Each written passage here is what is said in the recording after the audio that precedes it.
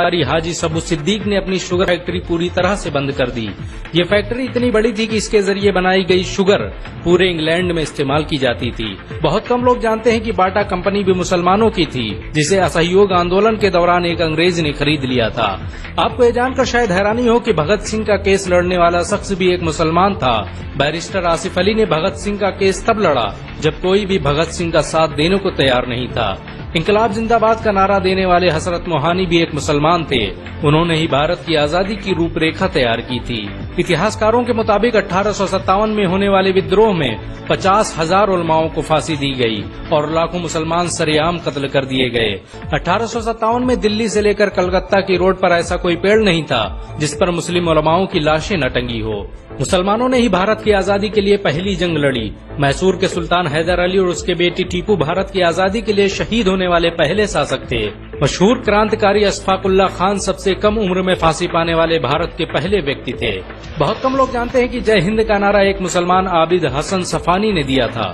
ये नारा आज भी भारतीय सेना और शासकीय प्रणाली में सम्मान स्वरूप इस्तेमाल किया जाता है। तिरंगे का निर्माण करने वाली सुरैया तैयब जी भी एक मुसलमान थी। उन्होंने ही भारत के राष्ट्रीय ध्वज को वर्तमान रूप दिया था। कानपुर में पैदा होने वाले अजीमुल्लाह खान ने ही मादरे वतन भारत की जय का नारा दिया था, जिसमें बाद में कुछ सांप्रदायिक लोगों ने माता शब्द को जोड़ दिया।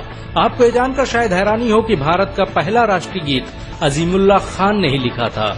बहुत कम लोग जानते हैं कि मौलाना कासिम नानोतवी ने दारुल उलूम देवबंद की स्थापना अंग्रेजों को भारत से निकालने के लिए की थी। इस मदरसे का मकसद देश में ऐसे नौजवानों को पैदा करना था जो भारत की आजादी में योगदान दे सकें। रेशमी रुमाल आंदोलन की शुरुआत करने वाले मौलाना महमूदुल हसन और मौलाना उबैदुल्ला सिंधी दारुल उलूम देवबंद के ही छात्र थे। मौलाना उबैदुल्ला सिंधी ने सुभाष चंद्र बोस के साथ मिलकर भारत की पहली अस्थायी सरकार की स्थापना की थी और वह भारत के पहले गृह मंत्री भी थे। आपको ये जानकर शायद हैरानी हो कि मौलाना महमूदुल हसन ने ही 1920 में गांधी को महात्मा का लक़ब दिया था। उनका ये नाम इतना मशहूर हुआ कि पूरी दुनिया में गांधी महात्मा गांधी के नाम से जाने जाने लगे। महमूदुल हसन ने ही हकीम अजमल खान के साथ मिलकर 1920 में जामिया मिलिया इस्लामिया यूनिवर्सिटी की स्थापना की थी, ताकि भारतीय शिक्षा तंत्र को अंग्रेजों के चंगुल से आजाद करवाया जा सके। आपको ये जानकर शायद हैरानी हो कि काला पानी जैसी दर्दनाक सजाओं को पाने वाले 90% से अधिक लोग मुसलमान थे। अंडमान निकोबार में आज भी सबसे ज्यादा कब्रें मुसलमानों की हैं। मुसलमानों के अलावा दूसरे लोगों ने काला पानी से बचने के लिए न सिर्फ माफीनामे लिखे बल्कि अंग्रेजों की मुखबिरी भी की। मुसलमानों ने ही अंग्रेजों के खिलाफ सबसे पहले हथियार उठाए। 1772 में शाह अब्दुल अजीज ने अंग्रेजों के खिलाफ फतवा देते हुए ऐलान किया कि अंग्रेजों की गुलामी हराम है और हर मुसलमान पर फर्ज है कि वो अपने मुल्क और देश की आजादी के लिए खुद को कुर्बान कर दे। 1857 में होने वाले विद्रोह की प्लानिंग एक मुसलमान मौलवी अहमदुल्ला शाह ने की थी। वो भारत के अकेले इंसान थे जिन पर अंग्रेजों ने 50,000 रुपए का इनाम रखा था। ये रकम इतनी बड़ी थी कि राजा जगन्नाथ ने पैसों की लालच में आकर अहमदुल्ला शाह की मुखबरी कर दी और अंग्रेजों ने उन्हें शहीद कर दिया। बहुत कम लोग जानते हैं कि 1857 में शहीद होने वाले 90% लोग मुसलमान थे। जालियांवाला बाग में जनरल डायर की गोलियों का निशाना बनने वाले अधिकतर लोग भी मुसलमान थे।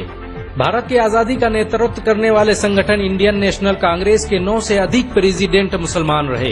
गांधी जी ने अफ्रीका में जहां वकालत की पढ़ाई की, वो कॉलेज भी एक भारतीय मुसलमान का था और वह जब भारत में आए तो उन्होंने आजादी के लिए अली ब्रदर्स के साथ काम करना शुरू किया, जो कि मुसलमान थे। बहुत कम लोग जानते हैं कि 1921 में केरल के मुसलमानों द्वारा अंग्रेजों के खिलाफ लड़ी गई जंग में 3000 से अधिक मुसलमान शहीद हुए थे और 50,000 मुसलमानों के जेल में कैद कर दिया गया था। ये आंदोलन मोपला मुस्लिम आंदोलन के नाम से जाना जाता है। 1942 में शुरू हुए भारत छोड़ो आंदोलन की रूपरेखा मौलाना अबुल कलाम आजाद ने तैयार की थी। संविधान निर्माता डॉक्टर भीमराव अम्बेडकर को पहचान दिलाने में मुसलमानों का बड़ा योगदान रहा है। 1946 में जब भीमराव अम्बेडकर दलित होने की वजह से इलेक्शन हार गए तो बंगाल मुस्लिम लीग ने उन्हें मुस्लिम इलाके से इलेक्शन लड़ने की दावत दी। इस तरह भीमराव अम्बेडकर संविधान सभा का हिस्सा बन सके। अगर मुसलमान भीमराव अम्बेडकर को इलेक्शन न जिताते तो उन्हें कभी भारत के संविधान को लिखने का मौका न मिलता। भारत की आजादी के लिए सबसे ज्यादा लेख, शायरी, गीत और किताबें मुसलमानों ने ही लिखी। अल्लामा इकबाल के जरिए लिखा गया सारे जहां से अच्छा आज पूरे भारत में गाया जाता है। आपको ये जानकर शायद हैरानी होगी कि देश के लिए शहीद होने वाला पहला पत्रकार मौलाना मीर बाकर एक मुसलमान था। भारत की आजादी के लिए मुस्लिम राजाओं और महाराजाओं ने अपने खजाने खोल दिए। कोलकाता के हाजी उस्मान सईद ने अपना सब कुछ भारत की आजादी के लिए कुर्बान कर दिया। हाजी उस्मान की अमीरी का अंदाजा इसी बात से लगाया जा सकता है कि 1920 तक कोलकाता में बनने वाला हर स्कूल और हर बड़ी बिल्डिंग उन्हीं की थी। कोलकाता के पहले सुपर स्टोर कैश बाजार की बुनियाद हाजी सईद ने ही रखी थी, लेकिन बाद में उन्होंने अपनी सारी दौलत देश को दान कर दी और खुद एक किराए के घर में रहने लगे। अमीर हमजा और अब्दुल हबीब यूसुफ मरफानी जैसे मुसलमानों ने अपनी अरबों रुपये की संपत्ति देश की आजादी के लिए कुर्बान कर दी। सुभाष चंद्र बोस द्वारा अफगानिस्तान में स्थापित की गई सरकार में 9 में से 5 मंत्री मुसलमान थे। भारत की आजादी के लिए देश भर में मौजूद मस्जिदों को किलों की तरह इस्तेमाल किया गया। इन मस्जिदों में सुबह शाम हर वक्त भारत की आजादी के लिए ऐलान हुआ करते थे। आजादी के वक्त कोई मस्जिद ऐसी नहीं थी जिसकी दीवारों पर मुसलमानों का खून न लगा हो। इन सब के अलावा ऐसे करोड़ों मुसलमान हैं जिन्होंने भारत की आजादी और उसकी अस्मिता के लिए अपना सब कुछ कुर्बान कर दिया। सच तो ये है कि भारत की आजादी मुसलमानों के बगैर मुमकिन न थी। भारत आज भी आजादी के लिए मुसलमानों का एहसानमंद